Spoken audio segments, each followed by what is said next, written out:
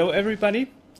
Today we are talking to a pretty famous guy again, and this time it's Chris Huelsbeck, who is known to be one of the most famous computer composers for game music. Hello, Chris. Hi everyone.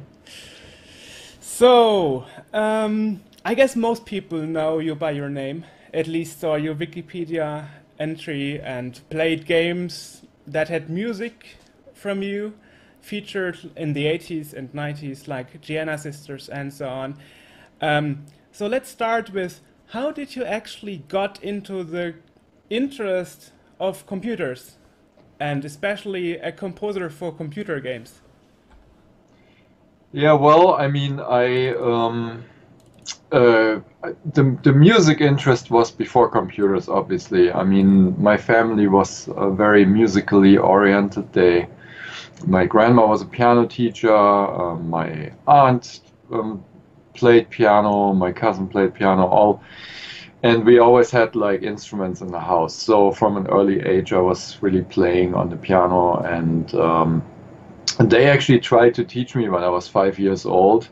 I had about 2 years of piano lessons with my grandma, but she was very old school and she was hitting me with a stick. So Seriously? eventually I had enough of that and I gave up on it. And also the other thing was I started already composing my own music, and I was playing music that I heard on the radio. I just played it I heard it once and I could play it on the piano. So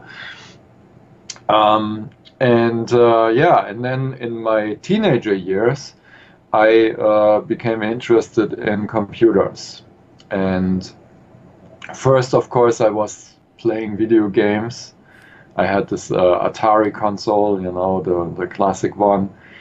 And then I also became aware of home computers, which was my friend had like a Commodore VC20, and then the Commodore 64 was announced. And one thing that caught my eye was when I saw an advertisement in a magazine was that it had a real synthesizer sound chip, and that was another one of my interests. You know, I wanted to have my own synthesizer, but we couldn't afford the high-end machinery. You know, I mean, those things were very expensive and my family didn't have the money for that. So long story short, I I saved up all the money I could, and with the help of my grandma giving a little bit more, I was able to buy a Commodore 64. And yeah, started to play around with it. And of course, first I played games, but then I got into programming. I learned basic programming, and then that was, yeah, and then and then I was interested in becoming a game designer. I wanted to create my own games, but basic was too slow for that. So I actually learned assembly language and started to create my own little games, but I wasn't very good in game design. Friend of mine was better. He had already like sold one of his games to a company, but he wasn't good with sound and music. So I did the music for his game, for his newest game, and that's essentially how the whole thing got started. And so I had like found my niche there, kind of. And the next thing was I saw an a request for a contest in a magazine, a C64 magazine, The for 64er. yeah, exactly, for music. You know that you should send in your program that plays music on the Commodore 64. So I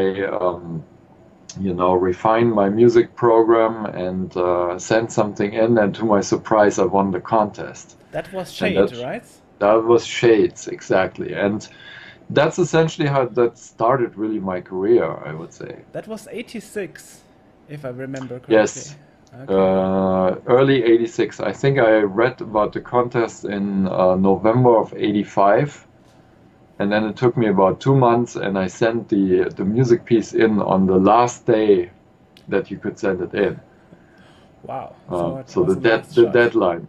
Yeah, and I composed most of the song in the last night before it. I was up until 4 in the morning, and I had school the next morning, and I couldn't bring it to the post office, so I begged my aunt, who I lived with, please bring this to the post office. You know, this is very important for me, and she did. So I got the stamp of like the deadline on the thing. Otherwise, I would have been too late.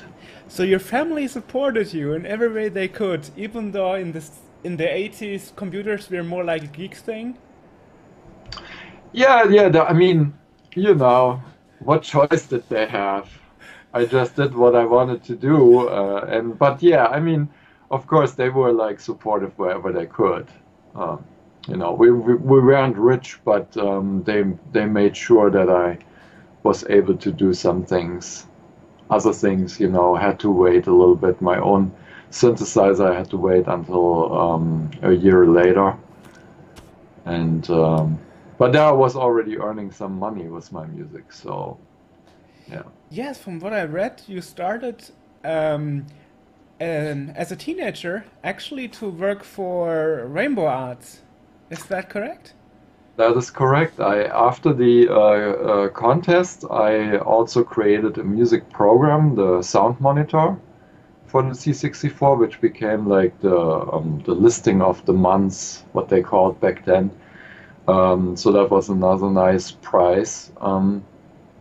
And with that, I called up, you know, Rainbow Arts, which was the first big game developer over in Germany. And I just called them up on the phone and I said, hey, I won this contest and I did this and that and listened to this and I played music over the phone and stuff like that. And the guys were like, oh, you're hired. So Seriously, I so you did, got your job yeah. right away. I did two freelance projects with them, and then they gave me you know, they said, "Oh, do you want to come work with us here in our offices?" And I was still in school, but I saw like the opportunity, the chance.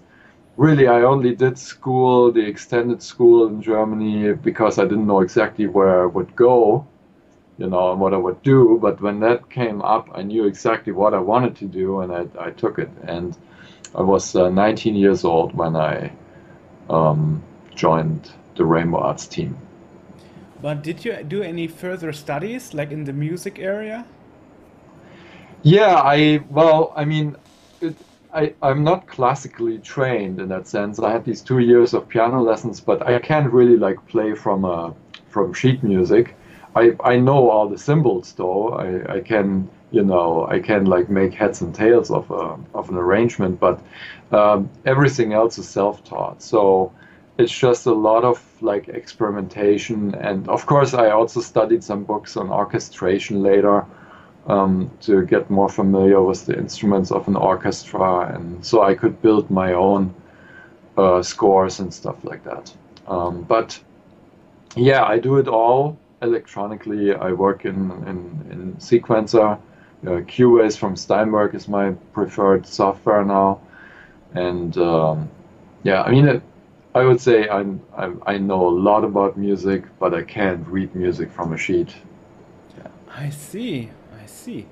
And how is that that transformation that well that way from keyboard music, as you said, you started with the keyboard, piano, to computer music. Was that hard for you?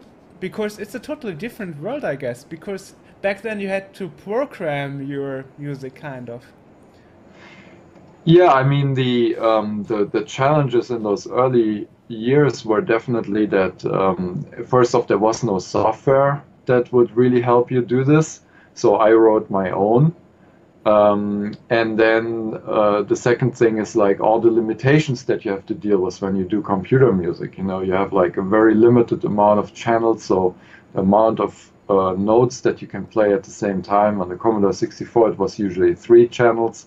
I did some programming tricks to get another voice out of it and stuff like that, and other tricks. And the Amiga had 4 voices, but you know, there were like technical things that you could do to enhance your music, and that was all programming. So I would say in those days, it was probably about 60-70% programming and only 30 to 40% composing. And that's what gave me the edge, because I was a pretty decent programmer at the time, and I did my own software, so I could really, all the ideas that I had of how to enhance a sound or change something or make a new sound that nobody heard before, was, my own programming. And I think that certainly helped to establish myself in the world of game audio. That sounds a bit similar to the story that Jeroen told me, the one from Maniac of Noise.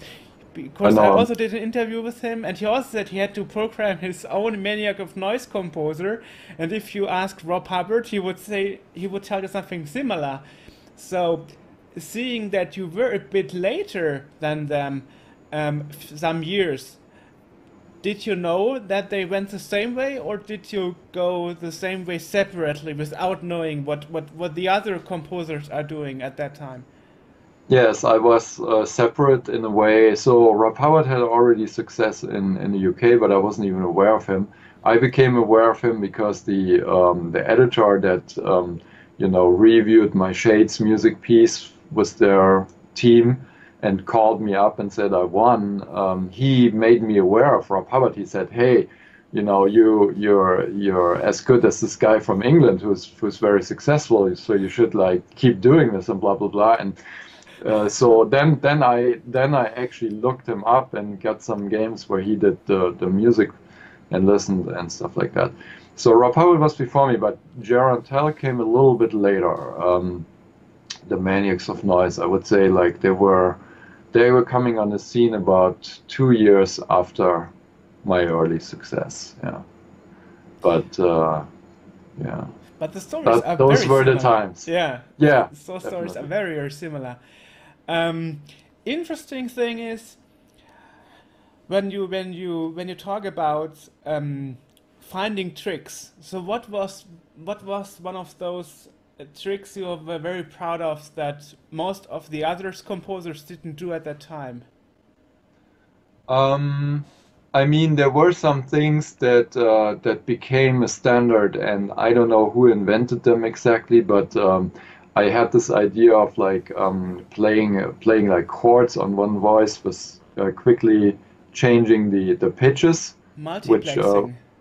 well, it's kind of like with one voice, it's a little bit different. It's kind of like a fast arpeggio, and that's essentially also one of the hallmarks of Commodore 64 music.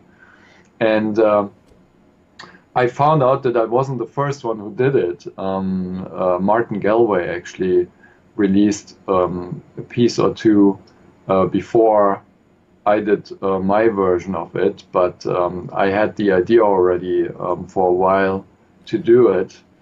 Um, but another thing where I was more pioneering, but on the other hand, it was interesting. Martin Galway, I also adore. He's a very good composer, and I when I started working at Rainbows, I really felt like I had the time to develop something new, and so I wasn't in school anymore. Between all the games that they were doing, there was a lot of downtime, so I could really develop some ideas. And one of them was to play digital drums on the Commodore 64. And the way I got to it, there was a program, I think, I don't know if it had a name like Digital Drummer or something like that, or Digidrums or something, Yeah, digital where they drums, I know actually, it. yeah, where they played short samples of drum sounds, and it was, yeah, and I listened to it, I was fascinated by it, and at the same time I found out, so the it was an assembly language program that they used to play the drums, but around it was a basic program that would like trigger the drums. So I was able to like play around in the basic program, and what I found out is that when I activated the SID voices, they would still like play behind the digi drums. So I figured, wow, so this is really like a way to get something more out of it. And so I developed my own sample player. And with a friend, I also developed like we had a analog to digital converter and fit that to the user port of the C64. I think we trashed like two C64 in the process, Ooh. but eventually we got it to work, and then we could like sample in our own drum sounds or whatever we thought and make our own samples.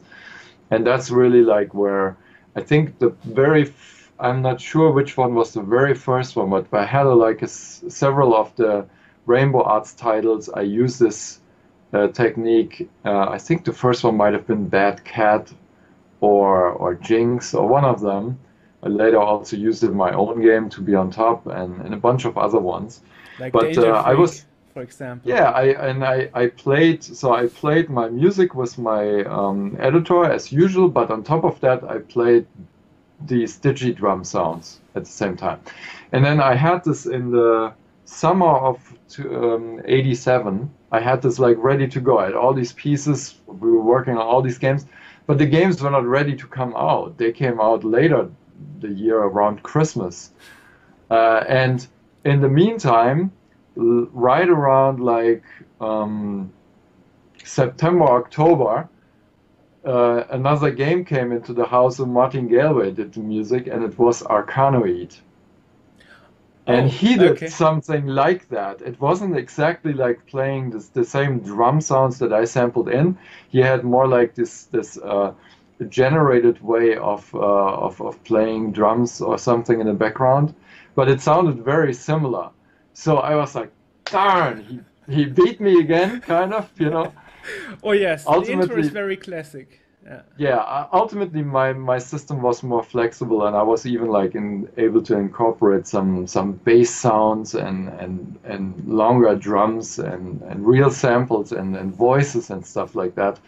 But it was a little bit like this moment of I'd missed another chance, you know. But you know, it was all fun, and ultimately it all worked out great. So Great. Yeah, I think one of the first C64 games that actually had digital samples were Ghostbusters from '84 from David Crane, if I'm right. not mistaken. Yeah.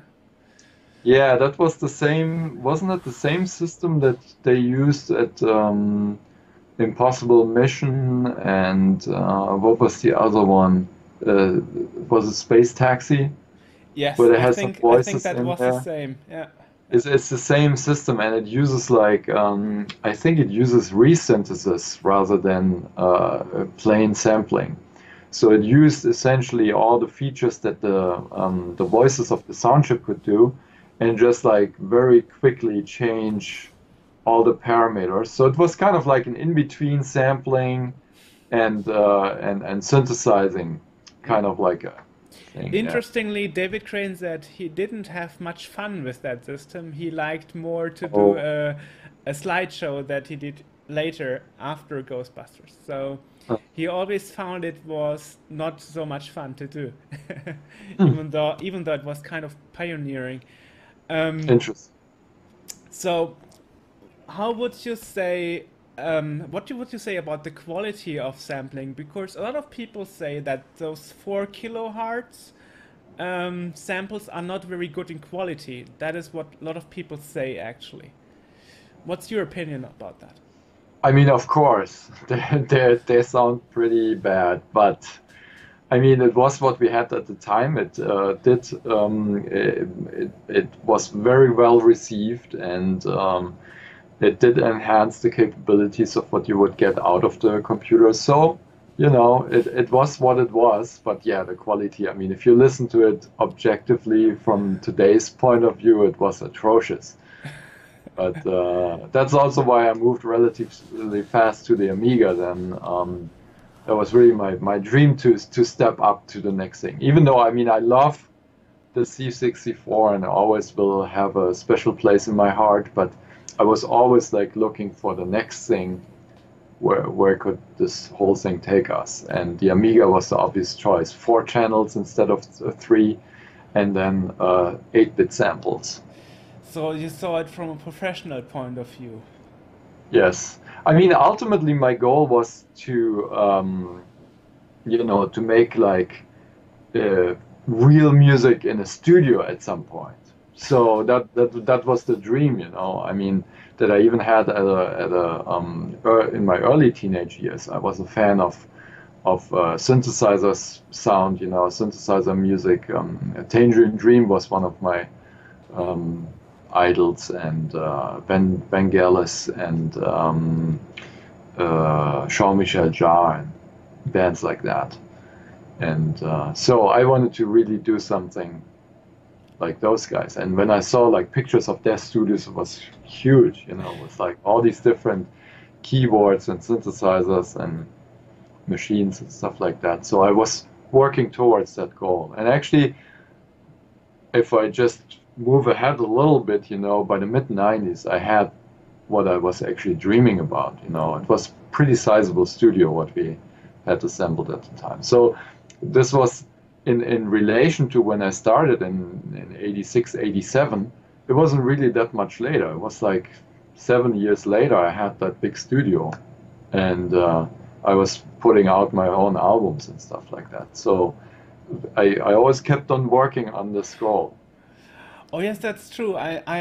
That story that you just told, I read in a PC Games interview that you did in September '95. Oh yeah, That's almost like 20 years ago from today, but yes, that is the. you should send me a scan of that. I would like Oh, to if I see can that. find it on the internet, I will definitely send it to you. I will have a look. Hmm. Maybe somebody from the Compotech publishing can send it to you. I will ask around. Cool. But this is where I actually heard the first time from your, well, achievements in the computer industry for computer music. Um, so yes, what there was this story. I read that in the High Voltage Hit collection that I wanted to ask you about. There is a remark about rock and roll, the game, Hmm.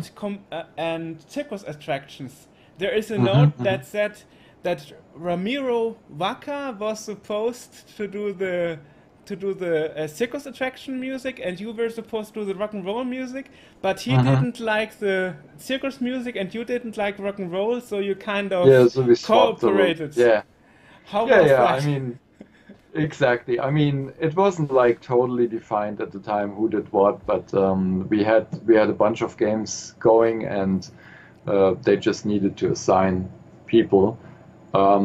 So yeah, we just swapped some tunes, and which was fine. I mean, as long as the games got the music that they deserved, it was fine. Oh They didn't yes, mind. those games had very good music. Yeah, Will I this wasn't, I wasn't, I wasn't much into rock and roll for sure. Not that I was really into circus music either, but it was a little bit more fun for me to explore. So now we know that rumor is actually true. I mean, you have to think about it. Like both rock and roll and circus music are so far away from like Tangerine Dream, or film music. So it was, but I'm never like shy of it, approaching a challenge.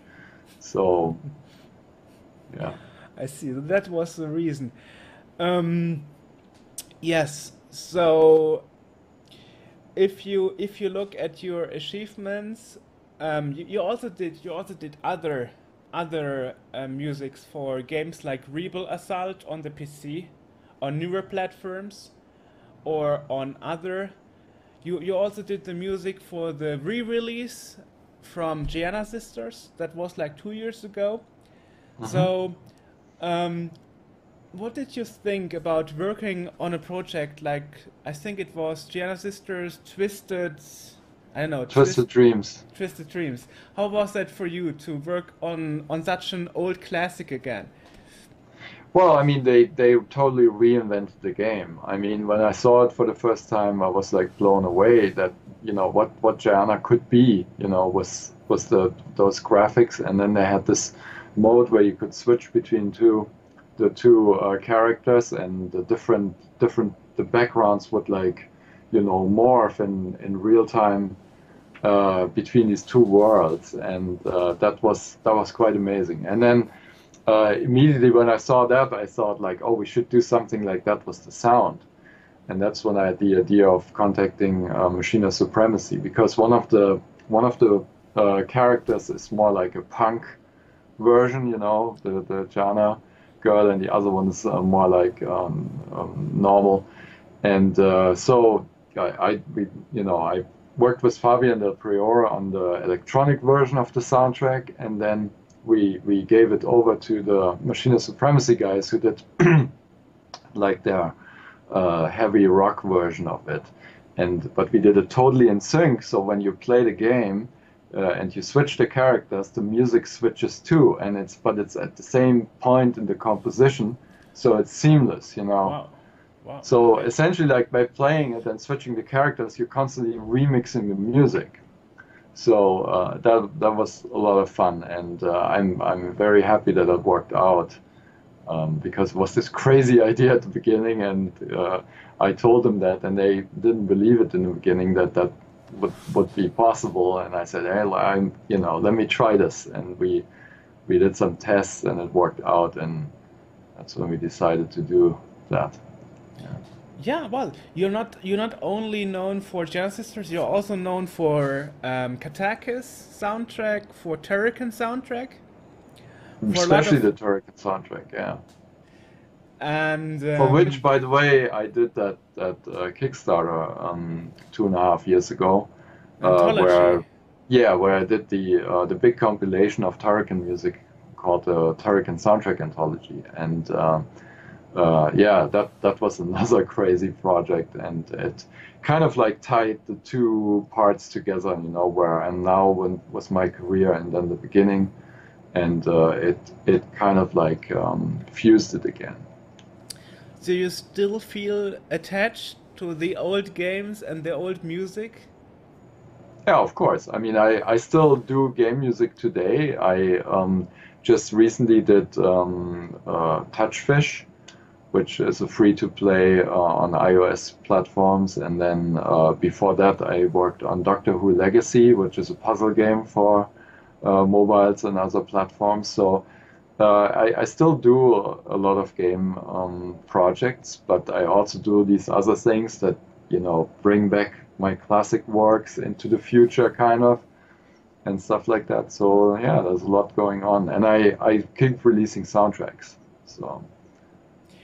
But I asked you at the Gamescom when we met this year in Cologne.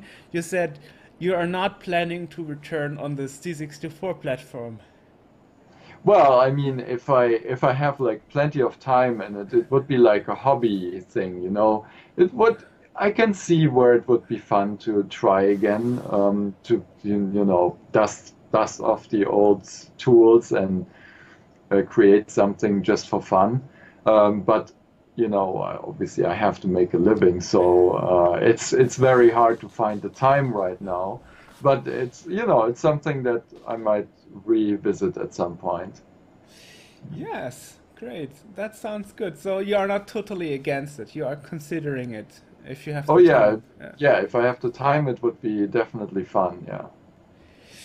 Because when I asked Jeroen Teller about this, like 18 years after or 17 years after, he suddenly released another C64 SID. That was like, Hmm. wow, this is amazing, you know. Um, so people were not really counting on that. They didn't expect that um, Yeah. an old pioneering composer would return like 10 years, 20 years later Hmm. with another composition. Um, well, so let's talk about this Gamescom gig. You played with Sound of Games. Right. And actually, in your momentary Kickstarter that is going on for the piano, yes, for the Piano piano collection. collection, yes, you also mentioned your friends of Sound of Games. So tell us a bit about your relation from the Sound of Games and you. Yeah, so I know those guys actually for like 5 years now, and we've done a number of collaborations. We worked on two games where we recorded orchestra, and Michael from Sound of Games, he's the trained musician, And so he helped with like preparing the score. So we did War of the Worlds for Paramount together, and then another game which was the it was Star Trek Infinite Space, which never was released actually. But we recorded orchestra for that, and the soundtrack for it, by the way, is now re-released. It's not called Star Trek, obviously, because we cannot use the name, but it's called Infinite Space Resurrection. So that should give you an idea, and it's on my Bandcamp too, and so you can listen in what we did with the orchestra and stuff like that. And then I also do like performances with the Sound of Games guys. So they're like touring around Europe all the time, and they appear at Gamescom, and we play on iPads and do some crazy music performances. So it's always fun hanging out with those guys. And now for the piano collection, the collaboration is very close because you know, I work with Patrick Navian as the pianist, who's really good performer, and he did some very cool arrangements of my music for the piano.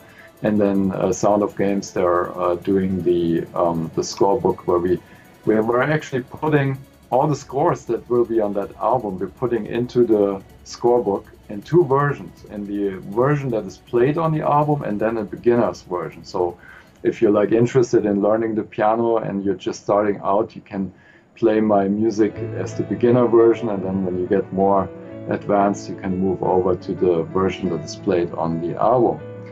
And on top of that, well, for each piece, we're also going to put like a little story. So it's a little bit like what we talked about today. I'll give some background stories to how the pieces were created and the time when I worked with the Commodore 64, the Amiga, things like that. So that's why we call it the biographical scorebook. Great. And unfortunately, by the time this will appear on your magazine, the Kickstarter campaign is already over, and it's already successful now. So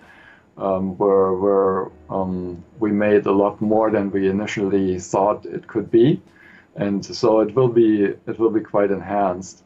And there will be an afterlife for the project, of course. So you will be able to get the digital versions of the project, you know, the soundtrack and the scorebook as a PDF, things like that. And we have some other things planned, but that will like be more clear when the funding campaign is over.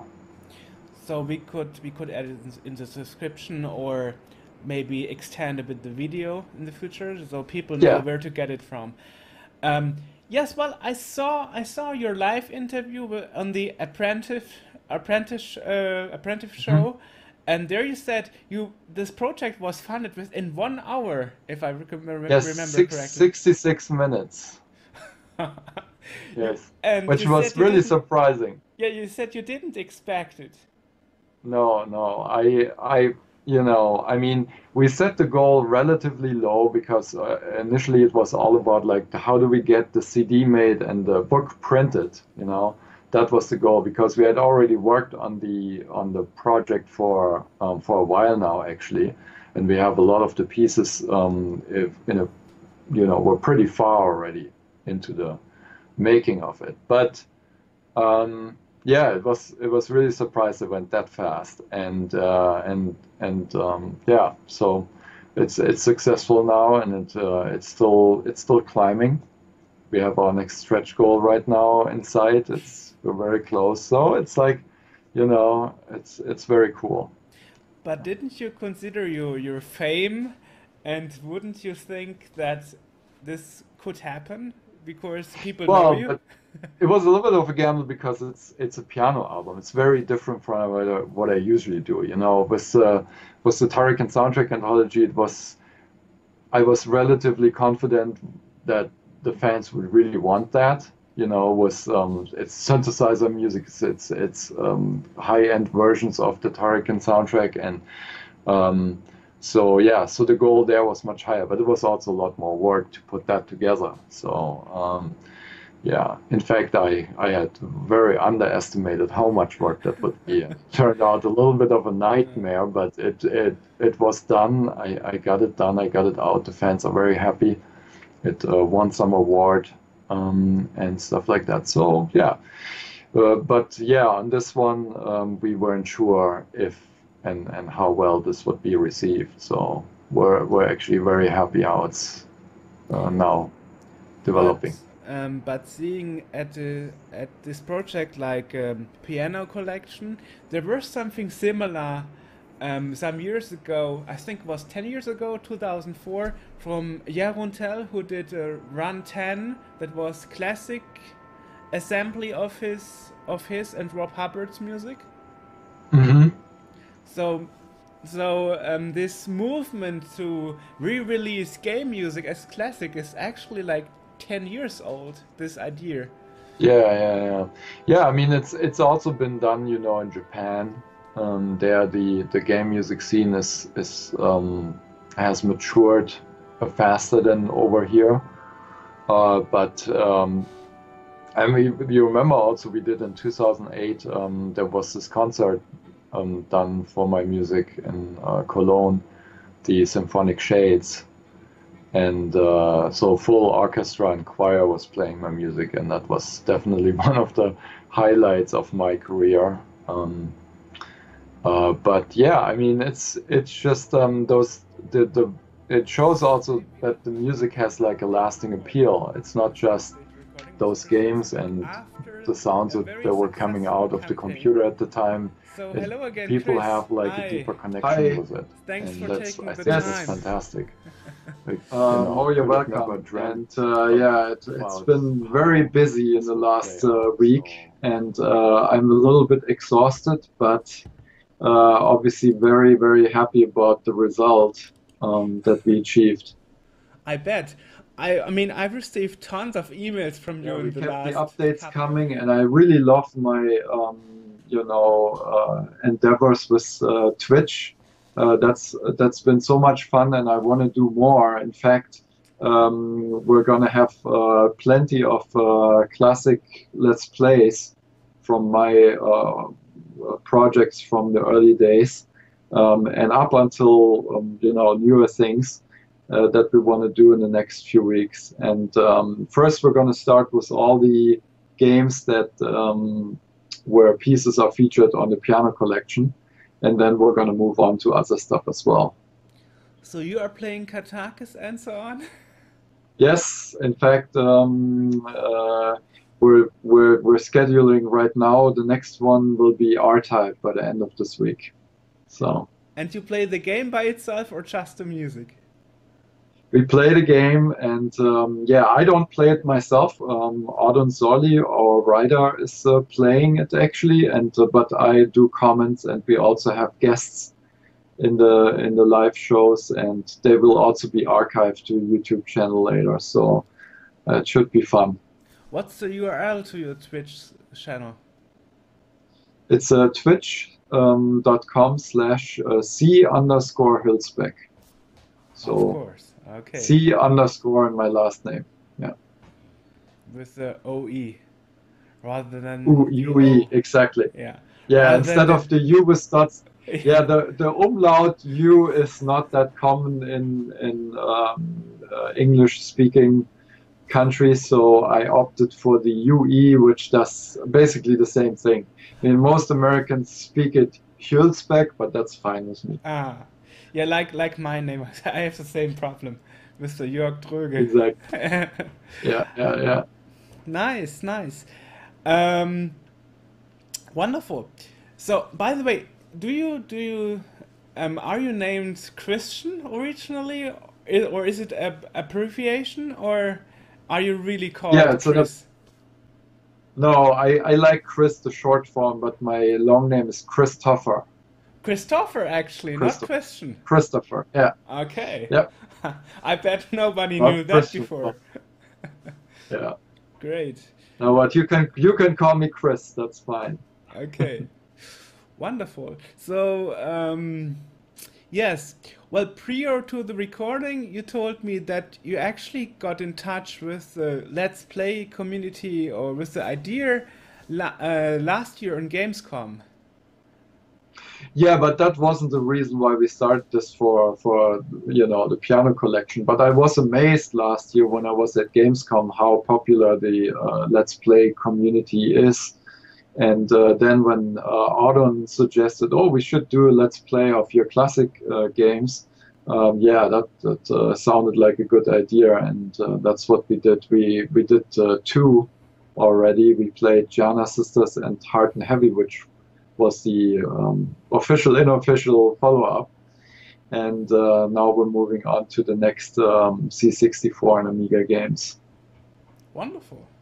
And this guy is famous in the Let's Play community, I guess. Well, not well. Audon is famous for other things. He's a writer and author. He's writing books and articles all over the place and stuff like that. But no, the thing is, I made kind of friends with Gronk, who is probably the biggest YouTuber in Germany, and he backed my project, which was a surprise, and then I found out that he's a fan of my music, so that was really cool. Nice, nice. So that's one plan you have. You're doing the Let's Play on Twitch. And how often do you do those Let's Plays? What's the plan on the regularity? Well, we're trying to do at least one a week. So once a week, usually like Friday night seems to be a good time. That's when people are suggesting to tune in or something like that. Something like so we'll see. Something like 11 p.m. in West Europe or something? No, we do it at like 9 p.m. German time, Okay. Which is noon, 12 o'clock in the US here on the West Coast. Okay, that's more convenient for people from Europe. Yes, yes. But I also saw you switched on the archive function, so people can watch the older recordings for 2 weeks. Absolutely, and we're gonna also upload those on YouTube. So there will be. I have one channel already on YouTube that has quite a few of the archived live streams of the piano collection. But for the Let's Plays, we're thinking about maybe starting putting them on its own YouTube channel. Mm. What's the other YouTube channel that you already have? Oh, it's just my personal one, and it's kind of like, it's a little bit messy what's on there, so we want to streamline this and clean this up a little bit, but yeah. So I don't know yet exactly, but you can definitely find, if you search for the piano collection in YouTube, you'll find the channel, so. Nice, nice. Yeah. So, and your other plans, which is basically the reason why we record this right now, after the campaign, as you finished it recently, now people can order it via PayPal on your homepage. Tell us a bit more about that. Yeah, so well, while the result for the Kickstarter was really awesome, we fell short of about 3K for our ultimate goal, stretch goal that we had, which is a bonus orchestra recording. So we said we're going to keep the PayPal options that are on my personal website open for a while longer to see if we can still reach that stretch goal. So yeah, there are still options to get the album and the vinyl and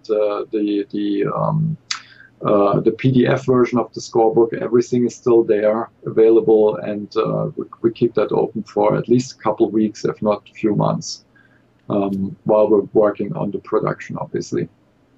And that would be Huelsbeck.com, I guess. Yes, Huelsbeck.com, and there's a page right there for the piano collection. It's up in the menu. Nice.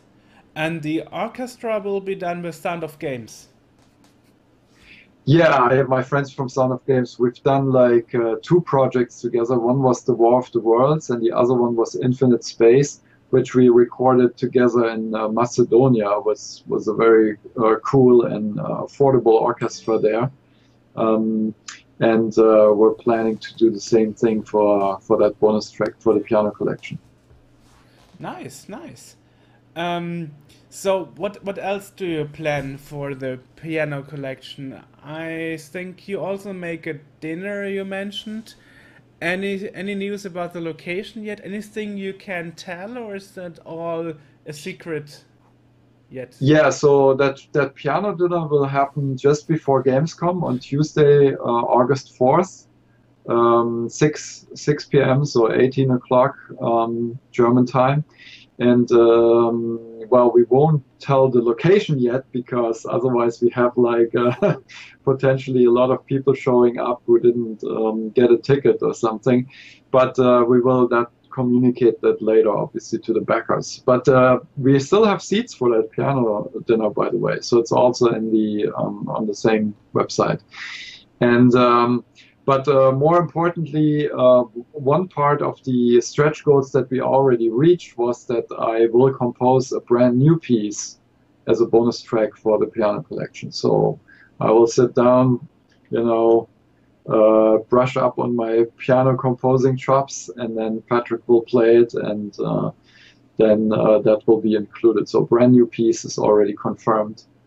And also, when we talk about stretch goals, we reached the 70K stretch goal, obviously, and that was a full download album of the original sound version and the original arranged versions of all the tracks that are on the piano collection. So, you know, you hear the C64 Giana Sisters theme, and you hear the arranged version, and you hear all those pieces that I've put out over the years in one large collection that every backer can download. And also, still people who are supporting us through PayPal now, they will also get that.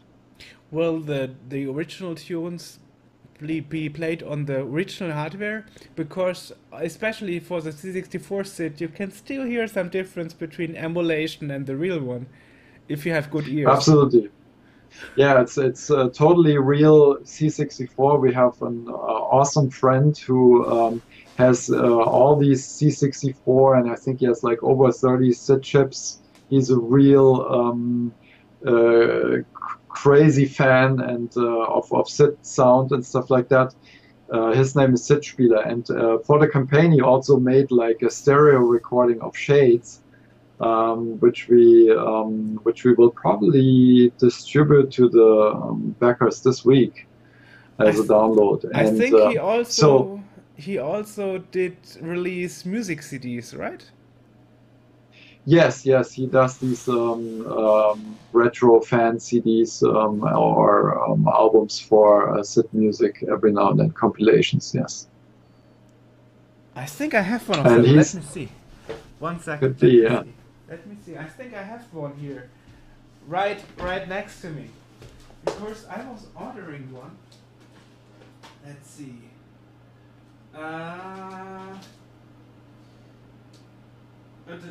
Yeah, here we go. Here we go. The best of game sounds by Sid Spieler. Yeah, that's wonderful.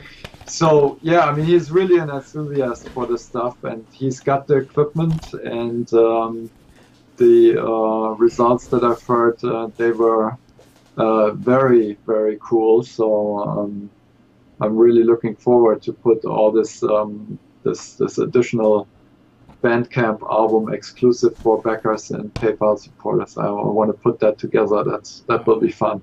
Awesome.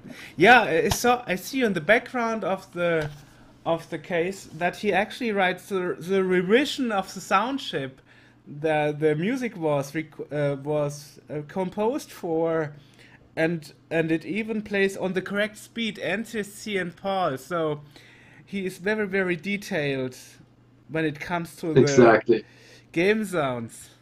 Wonderful. So that's included, thanks to the Scratch goal. Exactly, yeah.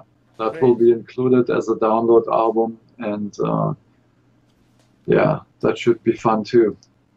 You said in the first recording there will be an afterlife after the PayPal and the Kickstarter campaign. So what is your plan regarding commercial release when all this baking is finished? Yeah, well, I mean, of course, it's gonna go, you know, on Bandcamp when it's finally released and stuff like that. However, just as a warning, as we have sold out our CDs always in the last few years, you know, and we're not producing any anymore because it's just too expensive to order a large batch and then put it in storage and stuff like that until they sell like maybe years later.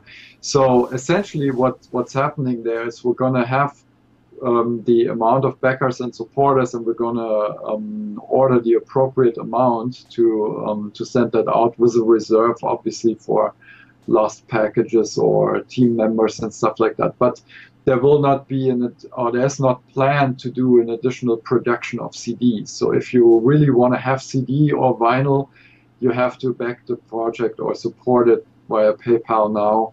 Otherwise, there's only then the download versions, which is fine. I mean, we're going to put it on Bandcamp. We have a FLAC option there, so it's the exact quality that you get from the CD, but it's obviously download.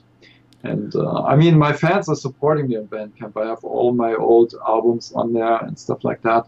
And it's also going to go on iTunes and all the other usual music outlets. But yeah, if you want a CD in your collection, then you should not wait too long to support the project. What's your opinion about those offers on eBay and Amazon Marketplace? Is that a problem for you, or are you fine with that? Well, it's interesting to see that some of the older albums are now fetching such good prices. I mean, that's definitely interesting, and that also plays into the fact that these over time are really like valuable collectibles. So, but I think there's none that makes almost $1,000 or something. That didn't happen yet.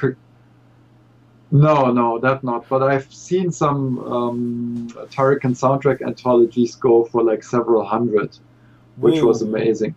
Okay, yeah. Nice. Yes, well, and the second topic that I wanted to talk about with you, because I totally forgot it in the first recording, you actually earned some awards too in the recent years for your lifetime achievements. Right, I got a Lifetime Achievement Award from the Game Audio Network Guild, which is a large organization in the US promoting game audio and supporting, you know, the game audio community. And yeah, I was very honored about it. In fact, I have it right here. Maybe I should show it. Oh, sure. Since we're on video. Dust it off a little bit and not drop it. Anyway, wow. So here it is, wow. And it was for the year 2010. I got it in 2011, and really it's definitely here on display, and I was proud to get it. On the other hand, I was joking around that you know, my body of or lifetime work is not done yet. So I said, like, hopefully, you know, there's another 25 years or so. So we'll see what happens, but yeah, that was very nice to receive. Yeah, most other people that I interviewed, they received their award in their 60s or 70s or 80s. I was definitely joking about that. I when I went up to accept the award, I said, like, oh, isn't this something that really old people get? So, okay. But I was definitely grateful that they honored me in that way. Yeah. And what was your second award that you received? I received an award for the soundtrack for Giana Sisters' Twisted Dreams. I think it was 2 years ago.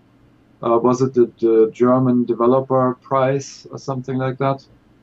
And unfortunately, I didn't get a statue of any sort or, you know, physical award, but it's still nice to be recognized like that. You got a certificate or something?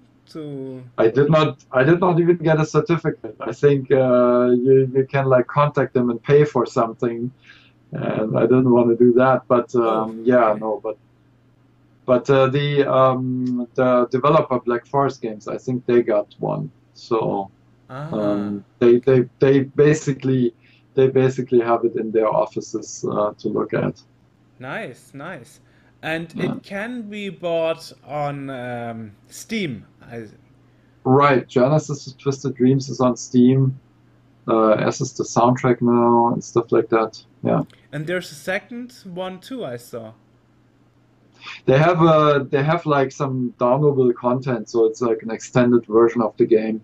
And then who knows, maybe they're gonna do another one sometime soon. I know they ported the game now to Xbox One and the PlayStation 4, I think. And so it's now basically available on almost all platforms. So the other one is an extended version. Okay. Yes, it's got new levels, new graphics, stuff like that. So it's definitely more than just like another level or something. So it was very successful for you and for the company. Yeah, Black Forest Games, they were very happy about that project, and I also loved working on that. I mean, that was a dream to go back to expand on the compositions that I did on the Commodore 64 all the way back in the 80s. Nice. Yeah. Oh yes, it says Giana Sisters Twisted Dreams. Yes. Overlord, like an owl, yeah, Yeah. Overlord. Whoa. So difficult to pronounce. But anyway, so yeah, that's the expansion package that they put out, Ah, the okay. downloadable content. And you can get the original version too, and you can actually get a bundle of both. Ah, okay. Giana Sisters I didn't Twisted know that. Bundle. Okay. Uh-huh. Interesting. Interesting. I Interesting. also know they were like part of one of these humble bundles where several games are bundled together. So that was also interesting. Great. That got quite some following. Yeah. So cool. Well, there is this movement towards retro is cool again, like since 4 or 5 years. That too. Yeah. Is that to your advantage? Does this help you in your business? Yeah, I would say so. Also, like, there's a lot of stuff going on in game development that people rediscover, the gameplay aspects of those earlier games that is fun, and you don't need to always have like a million cutscenes and like a Hollywood-like production to make a good game, you just look back of what was fun back then, and then you kind of reinvent it for today and bring it out on like a mobile phone or something. Or it's definitely good that the industry developed in those two on those two sides. Very happy about that. There was like one of the first mobile games that I made became pretty sizable hit was the Zombie Smash on iPhone and iPad, which was a simple castle defense game. So it had like gameplay that was very similar to even like the old little Nintendo games that you could buy that had like very simple graphics and stuff like that. So it's kind of like you're defending a house from the zombies that are attacking from both sides. And so that was super fun project to do. Small in scope. I had like the freedom to do whatever I wanted with the music, so I did it a little bit like a John Carpenter soundtrack from the 80s. I listened to some zombie movies from the time and stuff like that. So it was like a fun thing. You're talking about freedom. Didn't you have freedom in the 80s and 90s when you did music for C64 and Amiga? I did music. I did from the standpoint of they didn't give me that much, what I should work towards, except maybe like for example, Giana Sisters, the title track, not the one that most people, by the way, perceive as the title track, because that was actually the menu music. The title track was its own thing that was loaded before the game and then played with like a graphic, and then the actual game was loaded, but as you know, back then, games were like pirated a lot, and the pirate version left out that title music.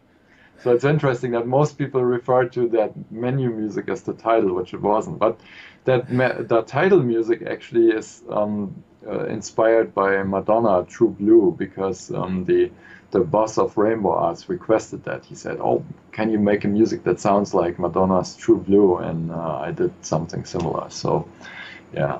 And people weren't scared about copyright back then? Well, it wasn't a copy. It was like in the style of True Blue. It wasn't the same composition. But back to your question, uh, the it was really the limitations of the machines that defined, that kind of like where you were a little bit boxed in with your freedom. You had only those 3, 4 voices, and you had to make do with it. But Giana Sisters is a different story. I mean, you are lucky that it was actually pirated so well, because as we know, it wasn't so long on the market. Yes, that's true. The Amiga version was only for 4 weeks, if I remember correctly, and the C64 version for like 2 or 3 months, and that was removed because of a copyright claim from Nintendo. Well, actually, the thing was, Nintendo just felt like they were pissed off because the British distributor had put out an ad in a magazine that said, "Move over, brothers! Here come the great Giana Sisters," and it was rubbing them the wrong way. The thing is, they actually never sued. They just threatened. They said like, "Oh, okay.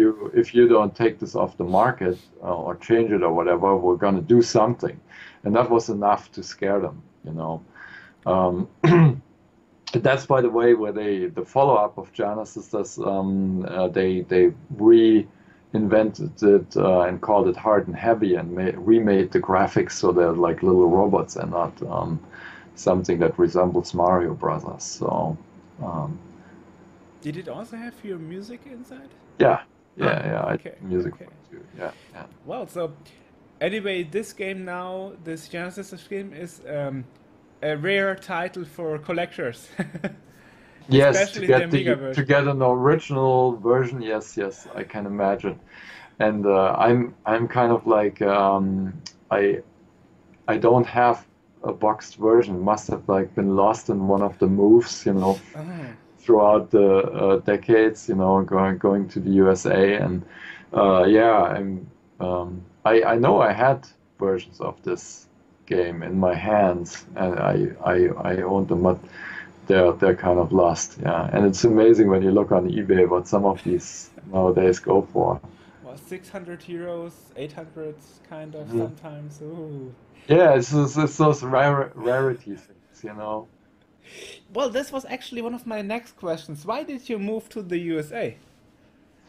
Yeah, that was 97. I visited my friends from Factor 5 over here in California, and at the time, game development had almost like completely stopped in Germany. Um, Okay. the most stuff I was getting like work over there was for bad multimedia projects and like some early websites and stuff like that, and I wasn't too excited about it. And so when I visited them over here, they had moved in '96 to the US to work with closely together with LucasArts. And so then they offered me to come over and work on their latest Star Wars game, which was the Rogue Squadron, Star Wars Rogue Squadron game. And it was developed on the N64 Nintendo, which was, I think, the last game console that had a cartridge.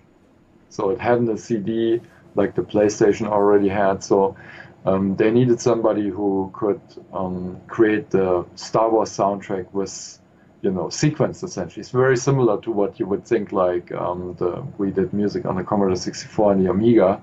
It had to be like sequenced, and I had already like played around with orchestral music at the time.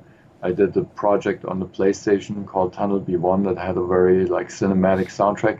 So Factor 5 offered me this job to do the Star Wars soundtrack, and it was only like meant to be for maybe a year, and then I was supposed to go back. But during that year, you know, our relationship became so good that they offered me to stay, and I liked it here as well.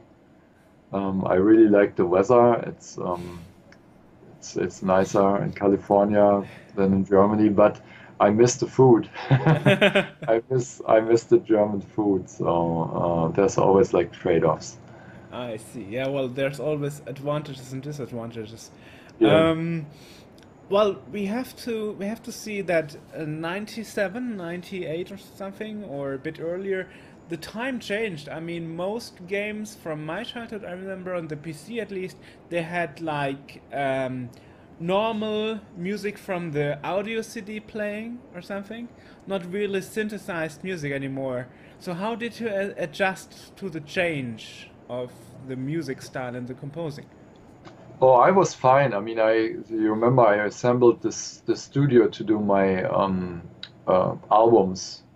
I started to assemble that studio in '91 when I founded Kaiko with a bunch of friends, and we started to put the studio together. And then I did the Shades CD and a PDR soundtrack to be on top CD and all those things. And so it grew. And by the mid '90s, I had like really, I mean, it looked almost like the old Tangerine Dream thing, that I saw in a photo in the '80s, where there was like a lot of keyboards and modules and everything, and big mixing desk and stuff like that. And so yeah, I mean, I adjusted well to making music on CD, which was called Redbook Audio. And so I did Tunnel B1 and Extreme Assault and those things, and those were like CD-ROM based soundtracks. And so yeah, that was fine. I enjoyed it, and I still enjoy it to this day. The next revolution came kind of, so the N64 was the last real sequenced programmed music that I did, and then after that I moved more and more to like, creating the music in the studio, and yeah, so that's what I'm doing today, and it's been great. I mean, the next revolution that came was the virtual studio. So you could like I think 2001 Steinbeck came out with the system where you could have plugins in your computer that would generate the sound, and it just exploded from there. And now, nowadays I work on a powerful laptop, but I can do more with that laptop than I could do in '95 with my studio. So I have more sounds and I can play more things at the same time with that than in my studio in '95. So it's crazy. It's kind of like it moved back into the computer, but with like much more possibilities. It's really crazy what you can do nowadays. But isn't it also like a lack of quality then? Because a lot of composers say that real instruments sounds a ton better than those emulated ones from the instruments from the computer. Yeah, of course. It's the sound quality is there, but it comes down to the composition now. And I'm not one of those people who say the music was better back then. I mean, I have a nostalgic feeling about it because I grew up with it, and we were amazed that that sound came out of our home computer. That little box. Because I mean, there was nothing, that we have nowadays. But I still think that there's amazing game music made today. So I would always make that argument that music is not worse because of that. It's just something different. So, how, if you compare to music doing in the 80s and 90s and now the modern music, what is the big difference? And what is the difference? And how do you start on making a piece back then compared to today, so that people get an Yes. idea? Yeah, I think that like another appeal of like the late 80s and this era was that it was all very playful and we tried to figure things out and we just did things that were fun and not we weren't really like looking to make the absolute appropriate music for a particular game or something like that, you know.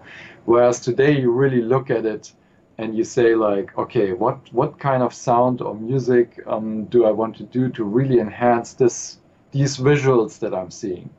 So it's a little bit more like film music nowadays, where you think also about mood and the instrumentation and what is fitting for what you're seeing on the screen.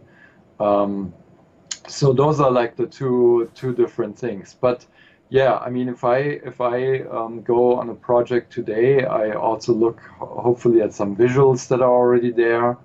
I look at the story and I think about like the instrumentation first of what do I want to do? Do I want to go with like you know, natural instruments, some orchestra sounds, or do I want to go with electronic sounds? Or in a couple of cases, I actually recorded, you know, like electric guitar or bass, or I even played a little bit my own ukulele on some pieces and stuff like that. So you just look at it from what really serves the project, and you go from there. So back in the days, you didn't have the visuals already. Oh, sometimes you had something, but you were just like composing, you know, something fast-paced or something, you know, with that melody or something like that. So it wasn't, it was more playful back then. Mm. Did you also first make a piece on a synthesizer, or did you do your stuff directly in the computer already? It was, I was jamming a lot on the synthesizer, and one of the things I did back then was when I was jamming and just like playing for fun, I recorded everything on a tape at the same time. So I have about, I don't know, like 12 or so tapes that I then also later transferred, you know, into WAV files. And so I still archive them to this day. But some of those melody ideas are already developed there. And then I later looked at some, you know, when I was working on a game, I was thinking like, oh, you know, I remember I did something that could fit here. And I went back to the tapes and found it and then you know use that melody or something like that.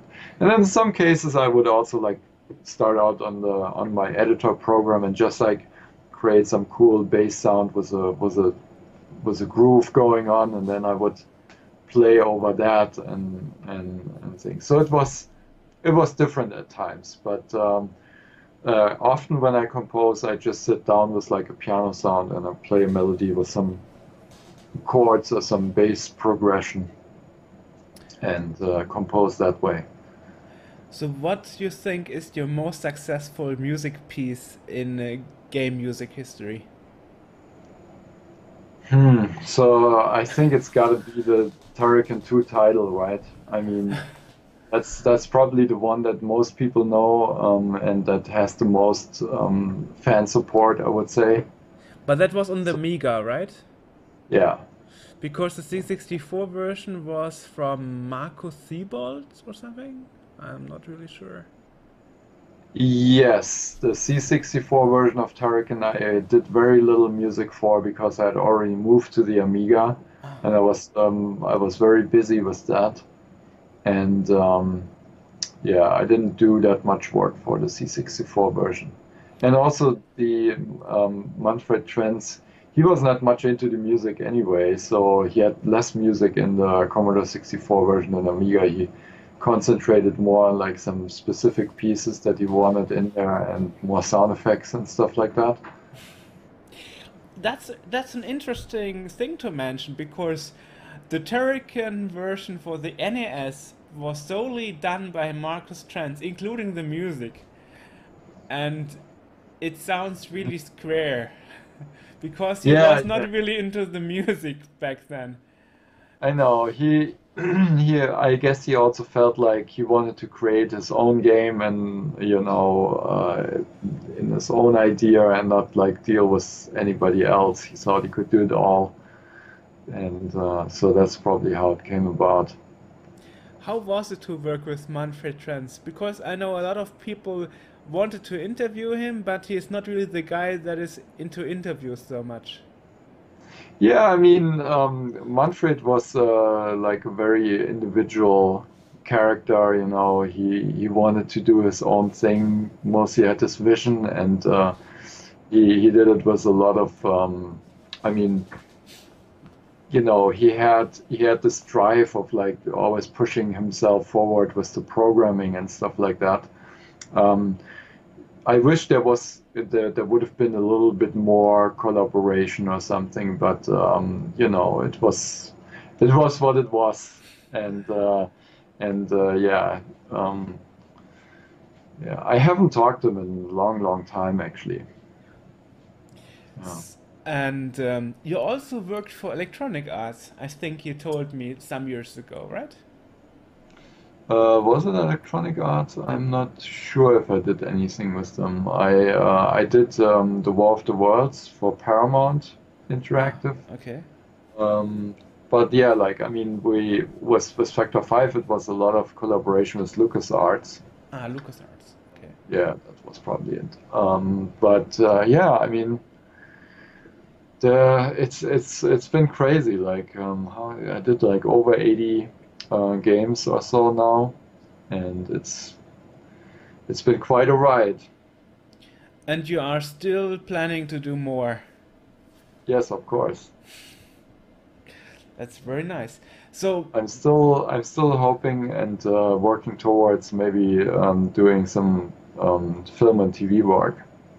so you want to go more into the movie business in some way.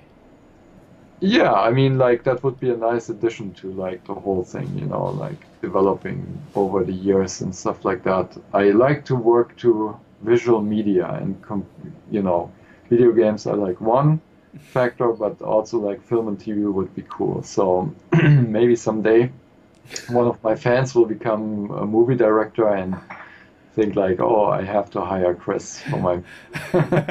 So you still have plans for the future. Of course. Um, yes, well, speaking about development, I wonder what was your perspective as a composer on the NTC, the American game side?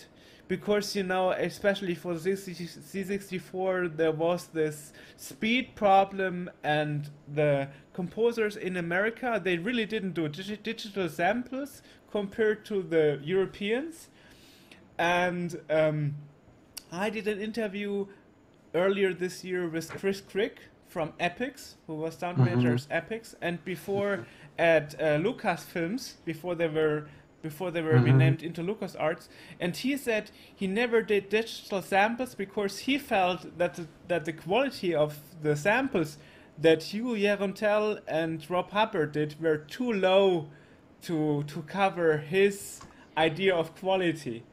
Yeah, the interesting part was the way you know, those home computing and all that stuff developed in the US is very different. The I remember like visiting an Amiga, uh, you know, event fair, whatever, where people were coming together a couple of years ago, and I was amazed how much older everyone was. You know, like when we did all the stuff, we were like young in our teenager years and early 20s, whereas over here, people who got into Commodore 64 and Amiga. I mean, most people even were like into Apple and stuff like that, Apple II, and then the Amiga, for example, over here was more like people in their 30s or 40s that got into it. So when you go to like a convention now, you see like some really older people there, and they had a different perspective on everything. And I can see that argument from this guy. I don't know him personally, but he was probably older as well, Well, and he looked at. he is 4 years older than you. Okay, well, that's not that much older, but maybe he had like a different perspective of what music should be at the time when he got into the games, and he didn't like look into this, you know, like what developed in over in Europe was the demo scene and everything. So he didn't have that same perspective. Um, Who knows? Maybe he didn't even use the arpeggios because he thought that sounded weird or whatever. So it's a different world, and then there was obviously the problem with the 60 hertz, which when we were all syncing to the screen refresh, you know, and that was 50 hertz in Europe. So everything that played there would play faster in the US. And I have some people that now tell me, you know, when they listen to Giana Sisters on my CD, they say, "Oh, it sounds so slow," you know, because they're not used to it. And there were some ways to get around it later. We did some tricks where we didn't sync it to the screen, but that created other problems with the program. Then it would like get a little bit more jittery with the visuals and stuff like that. But you know, it was what it was. We were happy with our fan base in Europe and how it developed, and they were happy with their side of the things they were doing. So yeah, I mean. Well, if you compare the music styles, the PAL European music was more melodic, while the American music was often more crunchy, like Zack McCracken, Maniac Mansion or something. Mhm. You probably know those games. They are pretty famous, you know?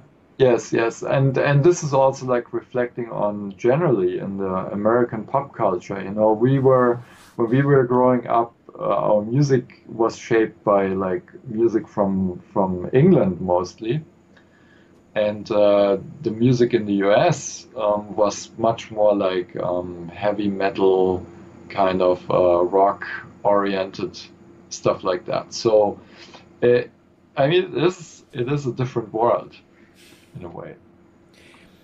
Did you actually did you actually follow other composers from America, from Europe? Did you look at what others did? I mean, like 95, 96, we had internet, and now internet is something common. Did you look at what others do? Just a little bit. I mean, as I said in the beginning, there was Rob Howard and Martin Galway and a bunch of others, and they were from England. But yeah, it's. Uh, I mean, I listened to a lot of music then over the 90s and today. You know, I listen to a wide variety of music. But yeah, it's um, I and of course like the film music. Composers. You know, I have my idols. I adore John Williams, Exactly, Star Star Wars. Wars, and many other Indiana Jones and stuff like that. And then Jerry Goldsmith did Star Trek, and I'm a big fan of his too. Unfortunately, he passed away already, but he was a great composer. And then, you know, all the other usual suspects. You know, I like Hans Zimmer music and. Alain Silvestri is one of my favorites and stuff like that, yeah. What's your opinion about music in releases? For example, right now there is this Trimbleweed Park Kickstarter from Ron Gilbert and Gary Whitnick. Ron Hmm. Gilbert, who did Maniac Mansion and Zack McCracken. And he stated in his Kickstarter that he thinks that even though the game will have classic graphics, like blocky graphics from the 80s and 90s, the music shouldn't be so much classic because he is afraid that the ears would bleed from the gamers when they listen to that music. What's your perspective? Yeah, I mean, if you want to appeal to newer audiences, why not use like newer technology, you know? I mean, even though you take like retro aspects of the gameplay and stuff like that, you don't have to like go back to 4-bit samples, you know? That's not necessary. So I see his point, and that's fine. Okay. You mentioned Martin Galway as being somebody you think is very good and did achieve a lot. Would you say he is one of your role models, or is there any role model you have? You would say somebody you look up to? From my colleagues of the time, I did not see them as like idols in that way. They were like colleagues, and we were all like working for the common goal, you know, to make kick-ass Commodore 64 and Amiga music. But yeah, no, I was really like, I mean, my idols were like Tangerine Dream and the John Williams of the film music side or whatever. Yeah, those I looked up to. Was there any competition? Did you have any project that somebody else got you would have liked to get instead? Or was there no competition at all? No, I mean, you look at some colleagues and what they do, and you think like, oh wow, I would have liked to work on this game and stuff like that over the years. Sure, absolutely. But overall, you know, I'm always having my projects, and I'm happy how it's going. So it's fine. There's no like big envy there. Okay. What was your last game music project on the C64? I think the very last one I did was Jamix. Was a you know, like a port of our Jamix from the Amiga, which I did with my friends from Kaiko when we founded our own games company. So that was a puzzle game, and that was, I think, the last time I you know, used my sound tools commercially. And then yeah. But you also released in the last few years a lot of work tunes on the High Voltage SID collection. That was one thing where I dusted off. You know, I went into my archive of data, and I discovered a bunch of music that was not included in the High Voltage SID collection. And I was in contact with Peter Sanden, who's one of the guys who were like close to that thing, and I said, "Hey Peter, I think I have a bunch of tunes here that were never released," and I found them. I got them to work again, which was not easy, by the way. If you know, back then I didn't do like a lot of documenting of how things work because I did it every day back then and I knew it. But now, like almost 30 years later, it's a little bit tough sometimes. But I got it to work and I sent them over the tunes and they included it. So that was fun. Was that a result of your jam sessions that you mentioned earlier on the keyboard? Was that an extension to that? No, it was just I did a bunch of music pieces that never got into any games, or maybe I did a piece for a game and then came up with something better, stuff like that. So it was like a mixed thing why they were never released. Okay. We should also mention, last but not least, that you were also a game designer at one point. You also did To Be on Top. You have mentioned it for a spring of a second in the interview earlier today, that you always wanted to also do a game, and you did To Be on Top. But I remember from one interview, I don't know where I read it, that you weren't really happy with the outcome so much. And if I'm not mistaken, it was your first and your last game you did? Yes. Well, I mean, you know, I don't see myself really as a good game designer. I just wanted to I wanted to work in games. I wanted to do my own game. I had started it already before I joined Rainbow Arts, and they liked the concept of it. The idea was to make a game where you could create your own soundtrack inside. And so it was kind of like I did this story around it to create kind of like a simple adventure game, and it tracked a little bit my own story. I mean, it's not exactly how it went down, but there are elements in there that play from my own experiences as a teenager and growing up, and trying to get my music out. And the story in the game is also you're starting out as this young guy who wants to make it big in music, and he has to work his way through all those obstacles and end up finally when he makes it big on a stage in a TV studio and has to perform live and stuff like that. So yeah, and but the thing was there were elements in there that were just frustrating and not they could have been better, you know, like how you collect your inspiration points and stuff like that, and it's not it could have been better, I think. but you know, it was nevertheless a fun project to do. So it was a live simulation of your experience as a music composer. A little bit, yes. Yeah, I took some creative liberties with the way the game progresses, but yeah, there's a lot in there that is like where I can say, oh yeah, this was inspired by that event in my life and this and that. Wow. So yeah, So if somebody wants to feel like you, like Chris Huelsbeck, or wants to be like you, they should they should play that game. maybe yeah. Well, there's another project. I know you did many projects, and there's another project that I stumbled like a year ago on YouTube, like a music box for Turrican, the Great Bath. Yes, well, that was part of the Turrican soundtrack anthology for the Kickstarter. We had like we saw this music box from actually Thomas Böcker, who produced my concert from Symphonic Shades from 2008.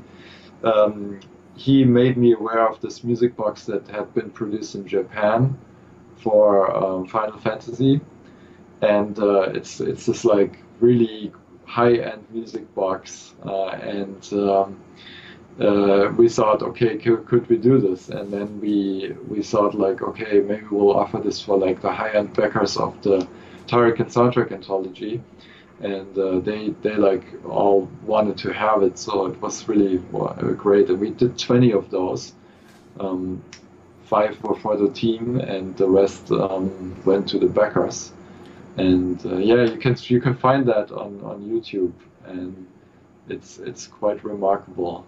Is The there a whole thing. record of the full version on YouTube? Yes, Oh, some of the fans who backed the project, they made videos of their music boxes. so I should find that and link it to the video if you Yes, allow. Oh yeah, yes, that would be nice. absolutely. That So would it be was a cool. pledging reward. Yeah, it was for everybody who pledged like $1,500, and they were all gone in like a day or two. So the people really wanted them, so it was crazy. Right, right. Um, one of my last questions, by the way, is how come you never did anything with the demo scene? I know that, for example, Jeroen Tel did a lot with the demo scene. He did for demos music sometimes, but I think you're not really known for demo music, right?